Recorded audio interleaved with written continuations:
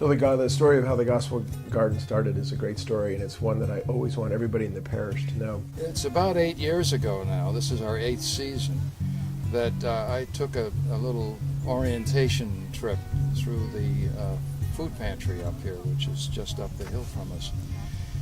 And I looked around and I noticed that most of what they had to for their clients was to give them pasta, other dried foods, canned foods, canned hams, canned beans, that kind of thing, and very little in the way of fresh food. So that sort of got the wheels going with me, and I talked to Father Peter Walsh. He said, I've got this idea. And I said, yeah, fire away. He said, well, I've got this idea that really what we should do is grow vegetables here at the church, and then we can bring them to the food bank so that the clients of the food bank can have fresh vegetables. And I thought, this is a great idea. So there's no moss on Brian's Rolling Stone. The next day Brian shows up and he's got a 3-page, something like a 3-page idea, and he said, is it okay if I go to the Outreach Commission? And I said, absolutely. And so Brian goes right to the Outreach Commission, and in no time Brian gets a little bit of seed money, pun intended. I got some men from the men's club, senior men's club, to help me. We put in a series of boxes out here, wooden boxes, which we filled with soil, and that was the genesis of things. We needed to name the garden, and so we had a naming contest, and with the people of the parish, and we had about, there were maybe 30 names had come forward, and some of them were really, really good, and I was the judge to choose the name, and I wanted to choose my name for the garden, of course, which isn't great for judges. And the name I wanted for the garden was the Peas of Christ Garden, which I thought was endlessly funny. My kids always say I laugh only at my own jokes. And then Molly DePatty came up with Gospel Garden, and I thought, man, that's it. So the blessing of the Gospel Garden, of course, this is again part of the ministry of the parish. And so when the garden came up and was something beginning to have its fruitfulness, we had a wonderful blessing of the Gospel Garden that we processed out the back of the church, literally out of the back of the church, Crucifer leading the way, candles right there, followed by the choir, followed by the people. We came down to the Gospel Garden and had a liturgy of blessing with the garden, including song, and the prayer that is on the gate of entrance was a prayer that I had crafted with Brian's approval at the time, and so that's how the blessing of the garden came about. Well, it's evolved quite a bit.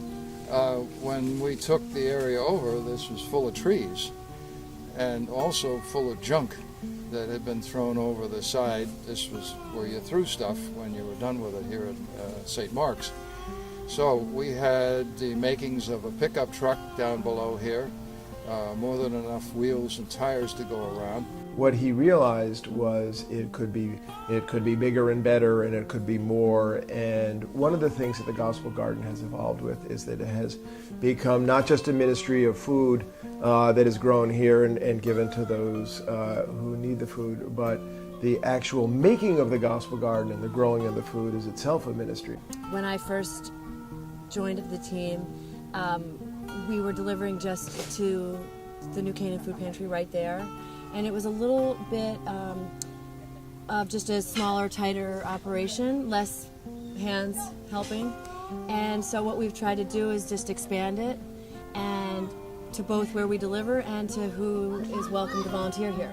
Between the men's club, the Boy Scouts, the Girl Scouts, Star, Pivot, and our people here at the church, we really have formed a community here. Brian has expanded the number of people, the broad sense of ownership in the garden, and also he expanded literally the size and the footprint of the garden. It's been quite a ride for the last 8 years, and it's been a very enjoyable one for me. Brian's season as the founder and boss of the garden had come to an end, and Margaret picked it up and just really brought her own style and her own life to the garden.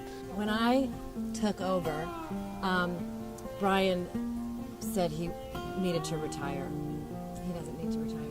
We need him.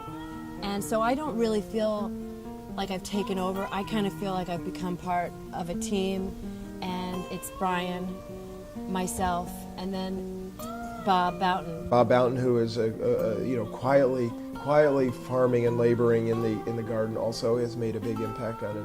Well, I've been coming here now to St. Mark's for over 47 years, and I noticed the garden a year ago, and inquired about it, and asked if I could work down here as a volunteer, and they openly wanted me to come down. I was born on a farm, so I knew a little about farming anyway, so I wanted to get back to it. And Brian and Margaret just wanted me to work, and I love working here. Between the three of us, we are all have different skills. We work together really well. Our schedules cover most of the time, and we all really enjoy it and each other. It's therapeutic to myself, plus it benefits the food pantry and the person-to-person. This is a town where you wouldn't think something like this would be happening. What we do here is just so beneficial to everybody that we can just keep it going and make it stronger and stronger. We really have formed a community here, which has been very nice. I just would love it when you come to church someday, or if you're driving by in the community, if you just drive your car a little bit farther into the community and take a look over the railing down in the Gospel Garden, because it is a hidden wonderland in our midst and just a really, really beautiful thing. All done to the glory of God.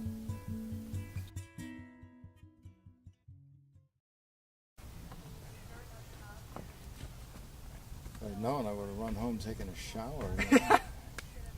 Okay.